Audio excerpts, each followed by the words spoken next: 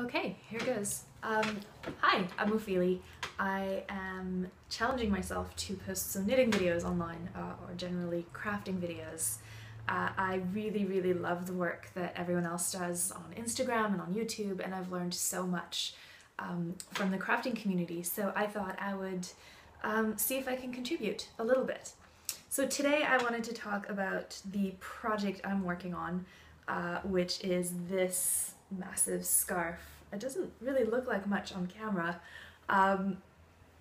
Maybe a little bit of a story about this one. So the very first thing I knit when I was about 9 or 10 years old was this massive ribbed scarf. It was made in a like beige wool and acrylic blend from Zellers. So I'm from Canada, I'm from Montreal, and Zellers is kind of like, well, used to be kind of like Target.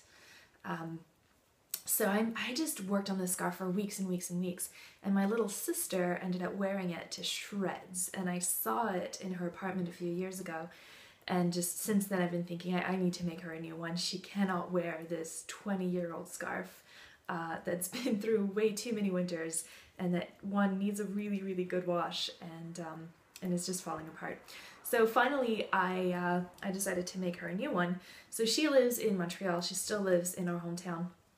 And Montreal gets really cold. I left Montreal about 4 years ago from Melbourne, Australia, and I can tell you about that some other time. But Montreal gets so cold that you're just piling on the layers of wool.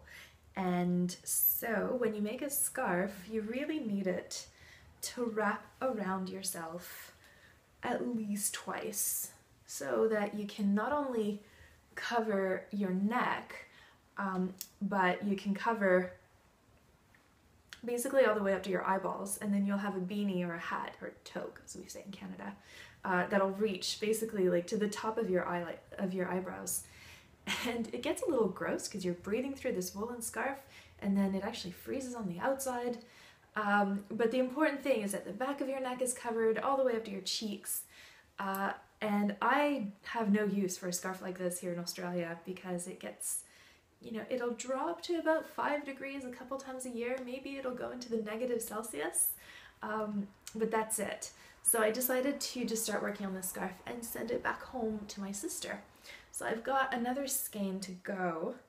I think I'm probably gonna get about, like maybe 2.5, 3 meters out of this, like 7 or 8 feet, something like that.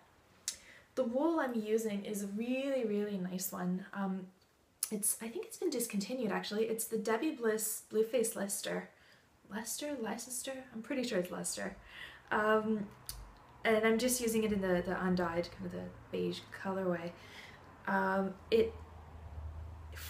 It's really what I'd call a knitter's wool. Like I really like that term. It's not overly soft. It's not something that I would necessarily wrap a baby in. It's the kind of wool that people say, oh, sometimes it's a little scratchy. It washes beautifully though, and it kind of blooms, and it has a lot of body. And I think once it's washed and softens up a little bit, it'll feel really nice around the neck. And so it'll be super warm as well. For winter scarves, I really don't want to use any kind of acrylic or anything like that, because it just doesn't feel great when it's wet. It doesn't stay warm, and when you're getting snow and sleet and ice all over it, you really want something that's still going to be warm when you get kind of gross and wet. Yeah, as I said, I think this yarn was discontinued. I got it for really cheap at Sunspun, which is a really lovely wool shop here in near Melbourne, Australia. I bought 6 balls of it, and what I like to do for scarves is that I'll start and just knit through the first ball, because people will often ask, how much wool do I need to make a scarf? And it's hard to say. It depends on your pattern, it depends on your gauge, it depends on how wide you make the scarf, and everybody has opinions on how long the scarf should be. So usually what I'll do is I will knit the first ball, and I don't know if you can tell, let me just try and get this up close, but over here there's where I did the join. I used a braided join. I'll do a video about that sometime, but you can find it on YouTube pretty easily. So I'll just like cut off the little ends once it's blocked. But then you can see, okay, this is what one ball gives you, and then I had 6 balls that I was able to get from the wool shop, so I knew that this times 6 was going to be my scarf, and because it has a little bit of a give, I know that it'll block out a little bit longer and definitely a little bit wider than I have it now. Normally what I would do is buy, you know, a minimum, so maybe 4 balls, about 200 grams of wool to make a scarf, and then knit the first panel and adjust and see if I need to call into the wool shop and order some more, or sometimes they'll let you return if they're really, really nice. They'll let you return if they still have the same dye lot and maybe exchange it for something else. Another thing I really like about this scarf is the stitch pattern. I am a big fan of mindless knitting.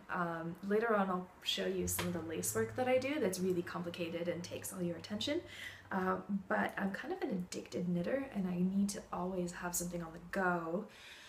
So I really, really enjoy something that I don't have to think about. Like right now I can just kind of record this video and knit. And it still gives a really impressive result, I think. It's not just a garter stitch, it's not a stocking stitch. It lies nice and flat. It's a really cozy knit. So the pattern I found on Ravelry, it's called the Scrunchable Scarf. I'll put a link to it at the bottom of the video. But basically, it looks a little bit like a ribbing. And the pattern is really simple. It's knit 2, purl 1, and you do this on both sides. So that means that you have a column of knits that stacks on top of each other, and so that does garter stitch. A column of knit alternating with purl, which is, that gives you, sorry, the first one is your stocking stitch because you've got a knit stitch on the front and a purl stitch on the back. And then the second one is your garter stitch because you're knitting that stitch on every row. And then the third one is a reverse stocking stitch, which is actually your stocking stitch on the back side. Little bit hard to explain, and I've shown this scarf to many people, and even when I posted it on Instagram, a lot of people were like, no, that doesn't make sense. But once you start making it, it's like, oh yeah, of course, I'm just doing the same 3 stitches over and over and over for meters and meters and meters. So that's the scarf. I don't think my sister spends much time on YouTube, so I feel confident uploading this even before I send it off to Canada.